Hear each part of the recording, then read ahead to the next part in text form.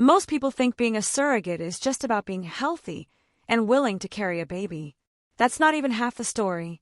The reality is way more complex than what you see in documentaries or read online. There are physical traits, mental requirements, and personality factors that can make or break the entire journey. Some of these might surprise you, and some might even make you rethink everything you thought you knew about surrogacy. So what actually makes someone qualified to be a surrogate mother? Let's break it down, piece by piece, because understanding this could save intended parents months of heartbreak and help potential surrogates figure out if this path is really meant for them. I'm going to walk you through every single characteristic that matters. Not just the obvious ones everyone talks about, but the hidden traits that agencies look for, the qualities that make a surrogacy journey successful, and the red flags that can disqualify someone before they even start. Before we get into the details, you need to understand something important. Being a surrogate is not like any other role in life. It's not like being pregnant with your own child. It's not like a job. It's not like volunteering.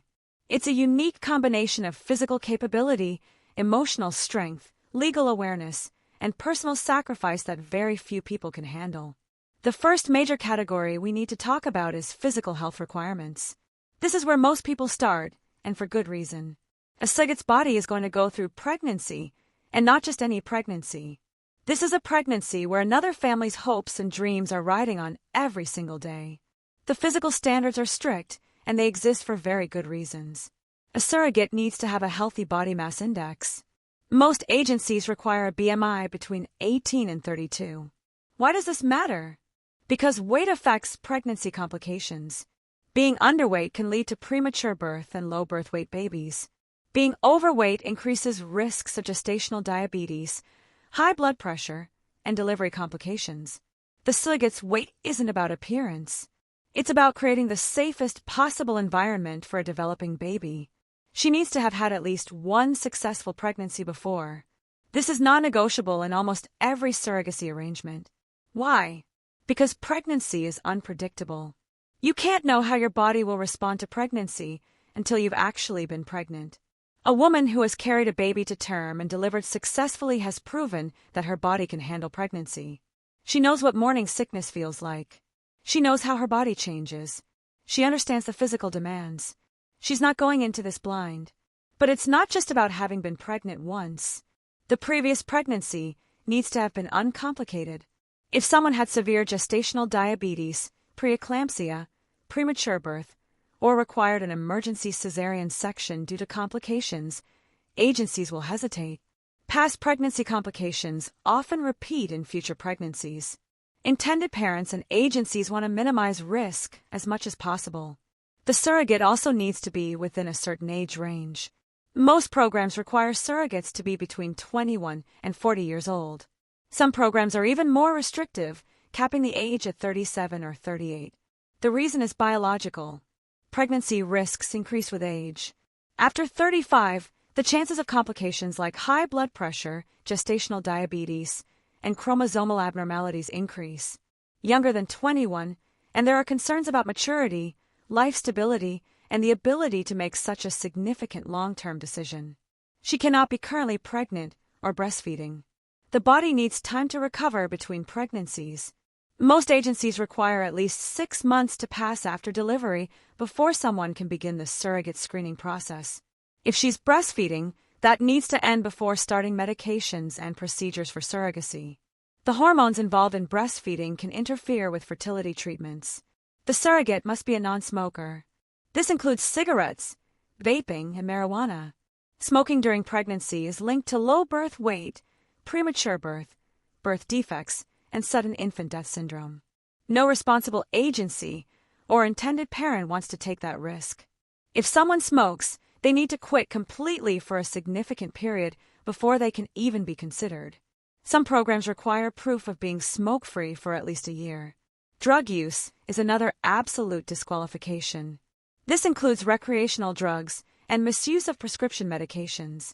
Most surrogacy programs require drug testing during the screening process. A history of substance abuse, even if in the past, can be disqualifying depending on how recent it was and what treatment was received. Alcohol consumption needs to be minimal or non-existent. While moderate drinking before pregnancy isn't necessarily disqualifying, a surrogate needs to be willing and able to stop completely during the surrogacy process. This includes the months of preparation before embryo transfer. Heavy drinking or any signs of alcohol dependency will disqualify a candidate immediately. The surrogate's reproductive health needs to be excellent. This means regular menstrual cycles, no current reproductive issues like polycystic ovary syndrome or endometriosis, and a uterus in good condition.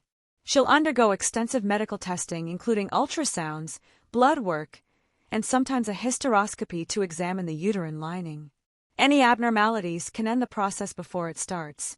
She needs to be up to date on all vaccinations and willing to receive any additional vaccines required for pregnancy. This includes flu shots, TAP boosters, and depending on the situation, others that protect the developing baby. Mental health history is examined closely. A surrogate doesn't need to have a perfect mental health record, but certain conditions raise red flags. Active depression, anxiety disorders that aren't well managed, bipolar disorder, schizophrenia, or any condition that required psychiatric hospitalization will likely disqualify someone. The reason isn't discrimination. It's that pregnancy hormones can trigger or worsen mental health conditions, and the surrogate needs to be stable enough to handle the emotional complexity of the journey. If someone is taking psychiatric medications, that doesn't automatically disqualify them, but it complicates things.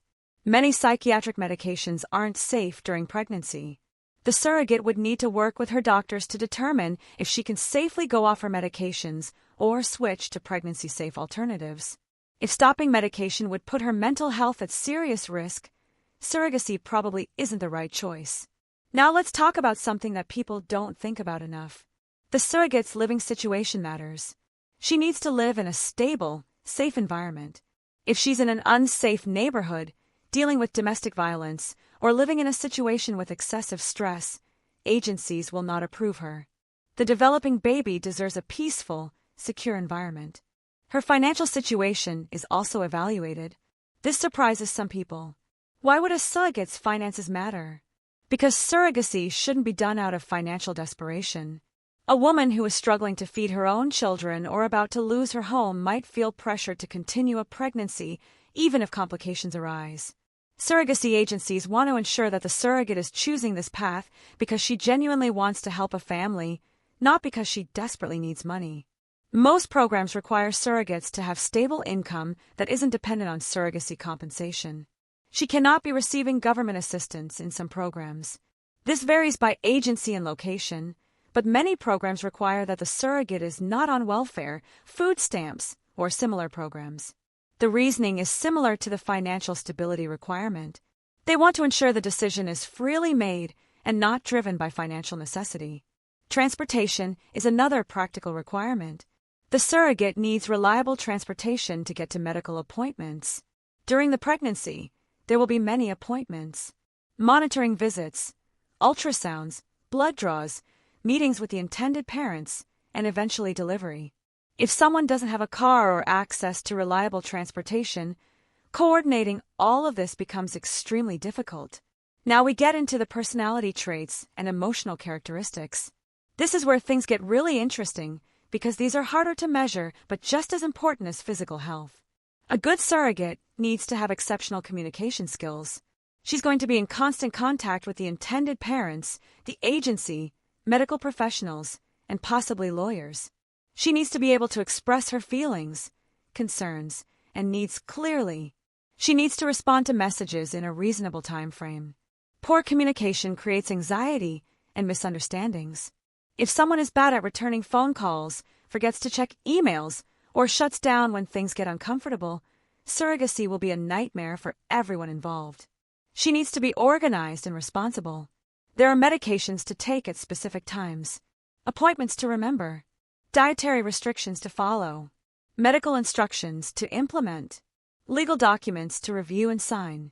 If someone is chronically disorganized, forgetful, or unreliable, they will struggle with the demands of surrogacy.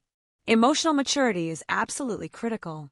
Surrogacy brings up feelings that most people can't anticipate: attachment to the baby, frustration with intended parents, disappointment if a transfer fails, fear during complications, A good surrogate needs to be able to process these emotions in healthy ways. She needs to be self-aware enough to recognize when she's struggling and communicate that. She needs to be mature enough to set boundaries and advocate for herself without being confrontational. The ability to separate her role from parenthood is essential. This baby is not her baby. From day one, she needs to understand and truly believe that. Some women think they can handle this, but when pregnancy hormones kick in and they feel the baby move, suddenly they start having different feelings. A good surrogate has thought deeply about this before starting. She's talked it through with her partner and family. She's emotionally prepared for the reality that she will carry a baby for 9 months and then hand that baby to someone else. She needs to be someone who genuinely likes being pregnant. This might sound strange, but it matters. Some women hate being pregnant. They hate the nausea, the weight gain, the physical discomfort, the restrictions. If someone didn't enjoy their own pregnancies, why would they want to do it for someone else? Good surrogates are women who actually enjoyed the experience of pregnancy, despite the challenges. They liked feeling the baby move. They didn't mind the body changes. They felt fulfilled by the process. Empathy is a core trait. A surrogate needs to deeply understand what the intended parents are going through. Maybe they've struggled with infertility for years. Maybe they've had multiple miscarriages. Maybe they're a same-sex couple who have no other option. Maybe there's a medical condition preventing the intended mother from carrying. Understanding this emotional context helps the surrogate stay motivated during difficult moments. But here's the thing about empathy. It can't turn into over-involvement. A surrogate needs to care deeply about the intended parents without trying to be their best friend or therapist. Professional boundaries matter. Some surrogates get so emotionally entangled with the intended parents that every small disagreement becomes a huge conflict. The relationship needs warmth and care, but also clear boundaries. Flexibility is important because things rarely go exactly as planned. Maybe the embryo transfer needs to be rescheduled. Maybe bed rest is required unexpectedly. Maybe the intended parents want to be at every appointment, or maybe they can't make it to any. A good surrogate can roll with changes without getting stressed or resentful. She needs to be comfortable with medical procedures. Surrogacy involves a lot of needles, ultrasounds, internal exams, and invasive procedures. If someone has severe medical anxiety or a needle phobia, surrogacy will be traumatic. The preparation phase alone involves hormone injections, sometimes daily. The pregnancy involves constant monitoring. Someone who faints at the sight of blood or panics in medical settings is not going to make it through this process. A good surrogate is someone who follows instructions. Doctors will give specific protocols for medications, activity levels, and diet. If someone has a rebellious streak or likes to do their own research and make their own decisions about medical care, surrogacy isn't for them. The intended parents and medical team need to trust that the surrogate is following the plan exactly as prescribed. She needs to be honest, brutally honest. If she ate something she wasn't supposed to, she needs to tell the doctor. If she's feeling unusually stressed, she needs to say so. If she's having thoughts about wanting to keep the baby, she needs to speak up immediately. Hiding things or lying, even about small stuff, erodes trust and can lead to serious problems. Patience is required in massive amounts. The process of becoming a surrogate takes months before pregnancy even begins. There's the application, screening, matching, legal contracts, medical preparation, and then finally embryo transfer. That transfer might not work the first time. She might need to go through the process multiple times. During pregnancy, there are restrictions and discomforts. After birth, there's recovery. The entire journey from start to finish can take well over a year. Someone who wants quick results will be miserable. A good surrogate needs a strong support system. This cannot be emphasized enough. Her partner, if she has one, needs to be completely on board.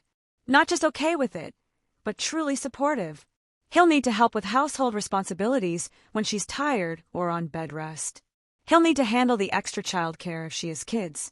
He'll need to be her emotional rock when things get tough. If a partner is hesitant, resentful, or unsure, that's going to create massive problems. Her family needs to be supportive too. If her parents think surrogacy is wrong, if her siblings are judgmental, if her friends don't understand, she's going to feel isolated and conflicted. She needs people around her who respect her decision and will cheer her on. If she has children, they need to be prepared for what's happening. Depending on their ages, they need to understand in age-appropriate ways that mom is carrying a baby for another family. Kids get attached to pregnancy. They might be excited about a new sibling and then confused when that baby goes home with someone else. A good surrogate thinks through how to handle this with her kids before starting. The surrogate needs to be someone who doesn't need to be the center of attention. Yes, pregnancy gets attention. People ask questions, make comments, and want to touch the belly. But in surrogacy, the intended parents are the real parents. They're the ones who should be celebrated. At doctor's appointments, the focus should be on them. The surrogate is playing a supporting role, not the lead.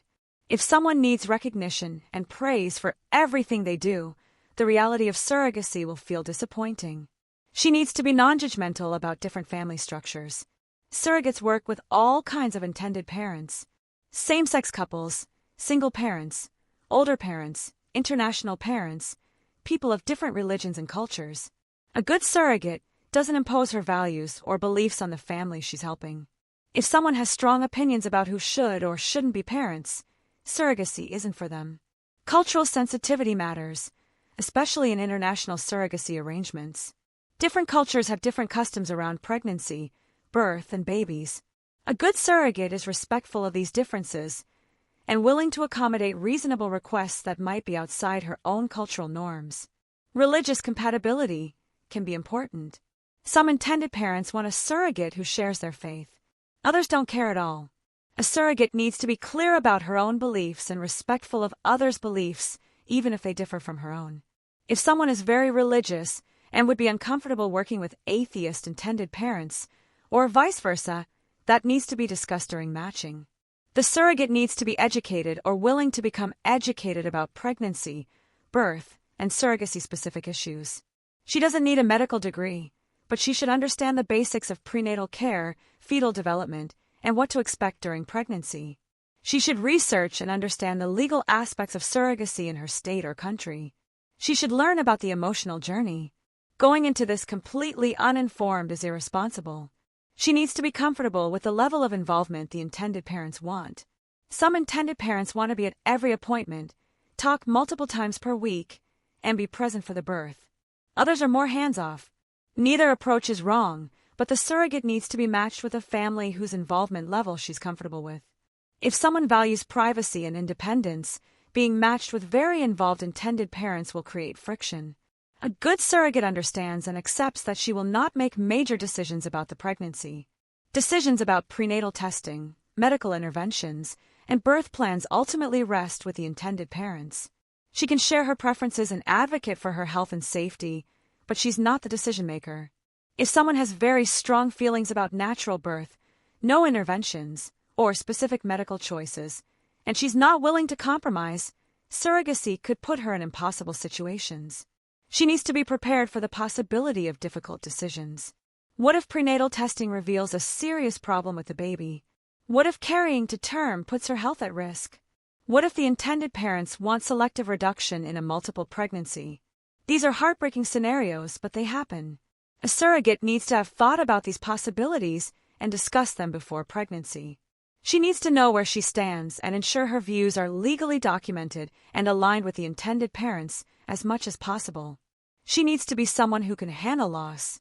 Not every surrogacy journey ends with a healthy baby. Miscarriage is possible. Stillbirth, though rare, can happen. Medical complications can arise. A good surrogate has thought about these possibilities and has coping strategies in place. She understands that if loss occurs, it's not her fault, but she also recognizes it will be emotionally devastating. Physical resilience is important.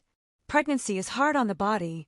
Back pain, swollen feet, heartburn, insomnia, and countless other discomforts are normal. Then there's delivery and recovery. A good surrogate is someone who bounces back relatively well from physical challenges.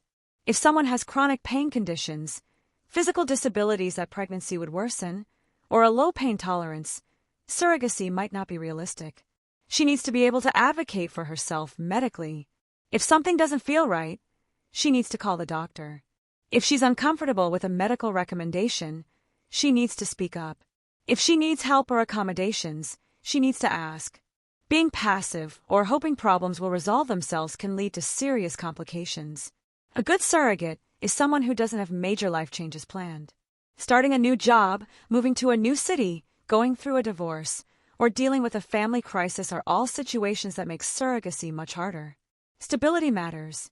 The surrogacy journey is intense enough without adding other major stressors. She needs to be financially literate enough to understand the compensation structure and manage the money responsibly. Surrogacy compensation varies widely, but it's often paid out in installments over time. There are also expense reimbursements for things like maternity clothes, travel to appointments, and childcare. A good surrogate understands what she'll be paid, when she'll be paid, and how taxes work. She doesn't spend money she hasn't received yet. She needs to understand the legal implications of surrogacy in her location. Surrogacy laws vary dramatically. In some places, surrogacy is well regulated and legally straightforward. In others, it's legally murky or even prohibited. A good surrogate educates herself about the laws in her area and ensures everything is being done legally. She understands what parental rights mean and how they'll be established. She knows what happens if she lives in a state where surrogacy contracts aren't enforceable. She needs to have legal representation. This is non-negotiable. The surrogate must have her own lawyer, separate from the intended parent's lawyer. This lawyer represents only her interests and makes sure she understands what she's signing. A good surrogate takes this seriously, reads contracts carefully, asks questions, and doesn't sign anything she doesn't understand or agree with. She needs to be someone who can maintain confidentiality. The intended parents may not want everyone knowing they used a surrogate. Their privacy matters. A good surrogate doesn't post about the surrogacy journey on social media without permission. She doesn't share identifying details about the intended parents with friends and family. She respects boundaries around what's public and what's private. On the flip side, she needs to be comfortable with whatever level of openness is agreed upon. Some surrogacy arrangements include ongoing contact after birth. Others end completely once the baby is born. A good surrogate knows what she wants and finds a match where expectations align. If she's hoping for a lifelong relationship with the family and they want to cut contact, that's going to hurt. If she wants to move on with her life and they expect constant updates and visits, that's going to feel burdensome. She needs to be realistic about the emotional aftermath. After birth, when she goes home without a baby, there will be feelings. Even if she knows intellectually that this isn't her baby, her body just went through pregnancy and birth. Hormones are going wild. She might feel sad, empty, or experience postpartum depression. A good surrogate prepares for this by lining up support. Maybe that's a therapist, a support group for surrogates, or trusted friends who understand what she's going through. She needs to be someone who can find meaning and purpose in the role without needing external validation. The world doesn't always understand surrogacy. Some people think it's beautiful and heroic. Others think it's weird, unnatural, or exploitative. A good surrogate knows why she's doing this and feels good about it regardless of outside opinions. She doesn't need everyone to approve. She's confident in her choice. She needs to be someone who has really thought about her why. Why does she want to be a surrogate? If the answer is mainly money, that's a red flag. Yes, surrogates are compensated, and that's appropriate. But if financial compensation is the only motivation, the hard moments are going to feel like they're not worth it. Good surrogates are motivated by the desire to help someone become a parent, to use their ability to carry a pregnancy for good, to experience pregnancy again because they genuinely enjoyed it, or to give back in a meaningful way. The money is important, but it shouldn't be the main reason. She needs to be mentally prepared for how surrogacy might change her. Many surrogates say the experience was transformative. They learned things about themselves. They developed new strengths. They gained perspective on what matters in life. But change isn't always easy or comfortable. A good surrogate goes in with open eyes, knowing this journey will affect her in ways she can't fully predict. She needs to be someone who can separate her identity from being a surrogate. Yes, it's a significant thing she's doing, and it will be a major part of her life for a couple of years. But it's not her entire identity. She still has other roles, relationships, interests, and goals. If someone makes surrogacy their whole personality, what happens when it's over? A good surrogate maintains balance. She needs to be comfortable with her body and how it changes during pregnancy. Weight gain is inevitable. Stretch marks might happen. The body might not go back to exactly how it was before. For some women, this is fine. For others, it's distressing. A good surrogate has made peace with pregnancy's physical effects before starting. She needs to be someone who can handle medical setbacks. What if the first embryo transfer doesn't work? What if she needs to be on bed rest? What if complications arise that require additional procedures? A good surrogate can handle disappointment and pivot without falling apart or giving up. She needs to be proactive about her health, taking prenatal vitamins, staying hydrated, eating nutritious food, getting appropriate exercise, attending all appointments, and following medical advice aren't optional. A good surrogate treats her health during pregnancy as a serious responsibility. She needs to have realistic expectations about the intended parents. They're human beings going through an extremely stressful experience. They might be anxious, emotional, or difficult to deal with at times. They might have requests that seem odd or excessive. A good surrogate extends grace and tries to understand where they're coming from, while also maintaining her boundaries. She needs to be someone who won't hold the pregnancy over the intended parents' heads. The power dynamic in surrogacy is complicated. Yes, the surrogate is doing something incredible, and yes, the intended parents are dependent on her. But that doesn't give her the right to manipulate, threaten, or use the pregnancy as leverage. A good surrogate respects the seriousness of the arrangement and would never use her position to control or harm the intended parents. She needs to be prepared for people's reactions. Friends might be excited and supportive, or they might think she's crazy. Family might be proud, or they might be worried and disapproving. Strangers will have opinions. A good surrogate develops a thick skin and learns to handle questions and comments gracefully. She needs to be comfortable explaining surrogacy to people. Throughout the pregnancy, people will ask if she's expecting. When she says she's a surrogate, questions follow. A good surrogate has prepared responses that feel comfortable for her and respect the intended parent's privacy. She needs to be willing to make sacrifices. No soft cheese, no deli meat, no hot tubs, limited caffeine, no certain medications, no contact sports, maybe limitations on travel or work. Surrogacy comes with restrictions that affect daily life. A good surrogate accepts these without resentment because she understands they protect the baby. She needs to be someone who can handle the intensity of the medical monitoring. Especially in the early stages after embryo transfer, there are frequent blood draws and ultrasounds. Some women find this reassuring. Others find it invasive and stressful. A good surrogate is at least willing to tolerate it. She needs to be comfortable with the idea of carrying someone else's genetic child. The baby will have the DNA of the intended parents or donors, not the surrogate. For most surrogates, this makes the emotional separation easier. But it's something to think about. Does it matter to her? Some women feel strongly about genetic connection, and that's okay, but it means surrogacy isn't the right path. She needs to have resolved her own fertility and family planning.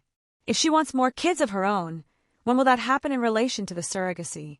If she's done having kids, is she certain? Some agencies require that the surrogate's family is complete, meaning she doesn't plan to have more children of her own. The reasoning is that if something goes wrong during the surrogacy and she can't have more children, at least her own family was already complete. She needs to be willing to undergo psychological evaluation. Most surrogacy programs require this. A mental health professional will assess whether she understands what she's signing up for, whether she's emotionally stable enough to handle it, and whether there are any psychological concerns. A good surrogate doesn't see this as invasive or insulting. She understands it's a necessary safeguard. She needs to be someone whose partner, if she has one, is also willing to undergo screening. Some programs require that spouses or partners are interviewed and psychologically evaluated too. The partner support is critical to success, so agencies want to ensure the whole household is on board. She needs to be willing to abstain from sexual intercourse for periods of time when required by the medical protocol. This is for medical reasons related to the embryo transfer process. It's temporary, but it's a requirement. She needs to be comfortable with the legal process of establishing parentage. Depending on the location, this might involve pre-birth orders, post-birth adoption, or other legal steps. The surrogate's name might be on the birth certificate temporarily in some places. She needs to understand how this works and be comfortable with it. She needs to be prepared for the possibility that the intended parents might make choices she disagrees with. Maybe they choose not to do certain prenatal testing. Maybe they have different views on circumcision or other medical decisions. As long as these choices aren't endangering her health, she needs to accept that they're the parents and it's their call. She needs to be someone who celebrates the intended parents' milestones without jealousy. When they hear the heartbeat for the first time, when they see the ultrasound, when they feel the baby kick, when the baby is born, these are their moments. A good surrogate finds joy in their happiness rather than feeling sidelined or less important. She needs to be prepared for the physical demands of labor and delivery. Birth is unpredictable. It might be quick, or it might take days. It might go smoothly, or there might be complications. She might need interventions she didn't want. A good surrogate understands that the goal is a healthy baby and a healthy surrogate, and sometimes that means letting go of preferences. She needs to be comfortable with the intended parent's presence during birth if they want to be there. Some surrogates want privacy during labor, and some intended parents prefer to wait outside. But many intended parents want to be in the room for the birth of their child. A good surrogate thinks about her comfort level with this before matching. She needs to be willing to pump breast milk if requested, and if medically appropriate. Some intended parents want breast milk for their baby, and if the surrogate is willing and able to pump, this is something that can be arranged. But it's not required, and a surrogate should only agree to this if she's genuinely okay with it. She needs to be prepared for the emotional experience of handing the baby to the intended parents. This is the moment everything has been leading to. It's beautiful and emotional and sometimes harder than expected. A good surrogate has imagined this moment and thought about how she'll handle the feelings that arise. She needs to have a plan for her own postpartum recovery. Who will help her at home? How will she manage if she has other children? What will she do if she experiences postpartum depression? A good surrogate doesn't just focus on the pregnancy. She thinks ahead to her own healing and well-being after. Ultimately, being a good surrogate is about having a unique combination of physical health, emotional strength, life stability, and genuine altruistic motivation. It's not for everyone, and that's perfectly okay. The women who are right for this role are remarkable. They're able to see beyond their own experience and help create families. They can handle discomfort, uncertainty, and sacrifice for a greater purpose. They're organized, responsible, and emotionally mature. They have support systems in place and realistic expectations. Finding someone with all of these characteristics isn't easy. That's why the screening process for surrogates is so thorough. That's why not everyone who applies is accepted. That's why surrogacy agencies exist to carefully vet and match surrogates with intended parents. If you're considering becoming a surrogate, take a really honest look at this list. Do you truly have these qualities? Not just some of them, but most or all of them. Are you willing to develop the ones you're lacking? Are there disqualifying factors in your life right now? This isn't about being perfect. It's about being realistic. Surrogacy is too important, too complex, and too emotionally loaded to go into unprepared. If you're an intended parent looking for a surrogate, this list gives you a framework for